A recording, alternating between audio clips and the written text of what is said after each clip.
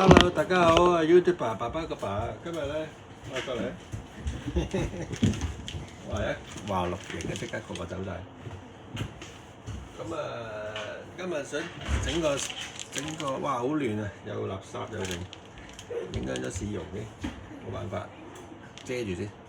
今日想整呢個豆沙鍋餅俾大家睇下啦，唔係整嘅，其實真係人哋整咗啊。其實係喺有間叫漁人碼頭啊 ，South Vancouver 嗰度嘅一間鋪頭啦。咁入邊佢應該係工廠咁樣，工廠嚟嘅應該，工廠都得嘅。咁咧就製作呢啲點心嘅工場嚟嘅。所以真係要拍多啲片啊，因為而家食螺絲啊講嘢。咁咧呢個就整好晒嘅，咁我哋但係咧都要煎一煎佢嘅。